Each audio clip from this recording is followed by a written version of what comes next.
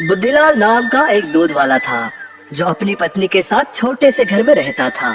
वो हर दिन सुबह पास के शहर में जाकर दूध बेचने जाता था। उसका परिवार फिर भी गरीब ही था।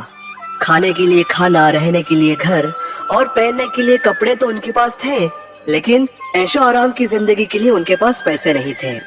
बुद्धिलाल की पत्नी एक बहुत ही संतुष्ट महिला थी। उनके पास जो था वो उससे बहुत खुश थी, लेकिन बुद्धिलाल अपनी इस जिंदगी से खुश नहीं था। वो ज्यादा पैसे कमाना चाहता था। बुद्धिलाल हमेशा अपनी पत्नी से इस बारे में शिकायतें करता रहता था। हम कितने गरीब हैं, क्या हमारे पास कभी पैसा नहीं आएगा? मैं आराम की जिंदगी जीना चाहता हूँ, तुम कुछ तो सुझाव दो। आप हमेशा ऐसी ही बात करते रहते हैं। क्या कमी है हमारे पास? खाना, कपड़े, घर सब कुछ तो है। इतना सब होकर भी हम कुछ पैसे बचा ही लेते हैं। आपको आपका दिमाग शांत करने की जरूरत है। आप बड़े बुजुर्गों से बात करिए और उनकी सलाह लीजिए। अरे तुम भी, मैं जानता हूँ बड़े बुजुर्गों की सलाह, लेकिन मैं कुछ तो जरूर करूँगा। ज्यादा पैसे कमाने की बात बुद्धिलाल को हमेशा परेशान करती रही। वो उसके अलावा कुछ सोच ही नहीं पा रहा था। एक दिन बुद्धिलाल हर दिन की तरह दूध बेचने जा रहा था। दूसरे गांव जाने के लिए उसे नदी पार करनी पड़ती थी। वो ज्यादा पैसे कमाने के बारे में सोचते हुए जा रहा था। नदी पर आकर वो थोड़ा रुक गया। उसके दिमाग में एक तरकीब आई। क्यों ना मैं दूध में थोड़ा पानी मिला दूं? किसी को पता नहीं चलेगा और मेरे पास दूध की मात्रा भी बढ़ जाएगी। इस तरह मैं ज्यादा पैसे कमा सकता हूँ। उसने नदी का पानी दूध में मिला दिया और बेचने चला गया। दूध की मात्रा बढ़ जाने से वो आज ज्यादा लोगों को अपना दूध बेच पाया। इससे उसे मुनाफा भी ज्यादा मिल गया। अधिक पैसे लेकर वो घर वापस आ गया। उसके चेहरे की खुशी छुपाई नहीं जा रही थी। क्या बात है, आज आप बहुत खुश दिखाई दे रहे हैं। कोई बढ़िया खबर मिली है क्या? अरे उससे भी ज्यादा बढ़िया कुछ हुआ है आज। मुझे ज्यादा पैसे कमाने का तरीका मिल गया। ओफो, सारा टाइम ज्यादा पैसों की ही बात किया करते हैं आप। अरे यही बात तो सबसे ज्यादा महत्वपूर्ण है। क्या तुम पूछोगी नहीं कि क्या तरीका है? वैसे तो मुझे जानने में दिलचस्पी नहीं है, लेकिन मैं जानती हूँ। आप बताए बिना नहीं रहेंगे, बोलिए। बुद्धिलाल ने उसे सारी बात बता दी।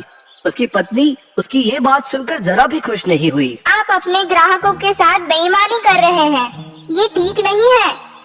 ये पैसा हमें लाभ नहीं देगा। ईमानदारी से कमाया हुआ पैसा ही हमें लाभ देता है। बेईमानी का पैसा हमें कभी नहीं फलता। आप ऐसा मत करिए। हमारे पास जो है हमें उसी में संतुष्टि होनी चाहिए। बुद्धिलाल ने अपनी पत्नी की सलाह पे कोई ध्यान नहीं दिया। अगले दिन उसने फिर दूध में पानी मिलाया। इस बार उसने पहले दिन से और ज्यादा पानी मिलाया। इस तरह बुद्धिलाल ने खूब पैसा कमाया। एक दिन अपना सारा धन लेकर वो शहर की ओर निकला।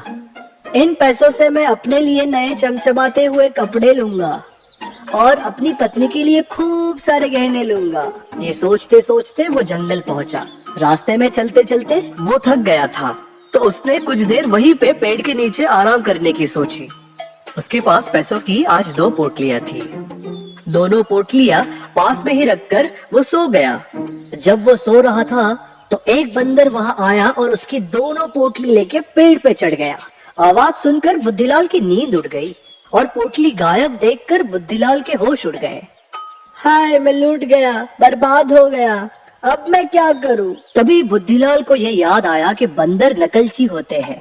जैसा हम करेंगे वैसा ही बंदर भी करेंगे। तो बुद्धिलाल दोनों हाथ उठा के नाचने लगा। ये देखकर बंदर भी नाचने लगा। ये देखकर बुद्धिलाल अपनी बुद्धि पे खुश हुआ। ये सोचते हुए बुद्धिलाल ने एक पत्थर उठाकर बंदर की ओर फेंका। बंदर को गुस्सा आया और उसने भी बहुत जोर से पोटलियां बुद्धिलाल की ओर फेंक दी, किंतु वो बुद्धिलाल की जगह ठीक उसके पीछे नदी में जाकर गिरी। वहां पे एक बड़ा मगरमच्छ था। बुद्धिलाल ये नजारा देखता ही रह गया। वो वहां खड़े खड़े सोचता ही रह गया। वो कुछ नहीं कर सकता था। उसने एक पोटली उठाई और घर की ओर जाने लगा। उसके दिमाग में उसकी पत्नी की बात आई। बेईमानी का पैसा हमें कभी नहीं फलता। उसे एहसास हुआ कि उसकी पत्नी सही थी और वो गलत। ईमानदारी से कमाया हुआ पैसा ही हमें फल दे सकता है। उसने घर आकर अपनी पत्नी को सारी बात बताई और उससे क्षमा भी मांगी। उसकी पत्नी बहुत खुश हुई। मेरे दिमाग में और एक उपाय आया है। क्या? अब कैसा उपाय? डरो मत। मैंने जिन ग्राहकों के साथ बेईमानी करी है, मैं उन्हें कल दुगना दूध दूंगा, लेकिन उनसे पैसे नहीं लूंगा।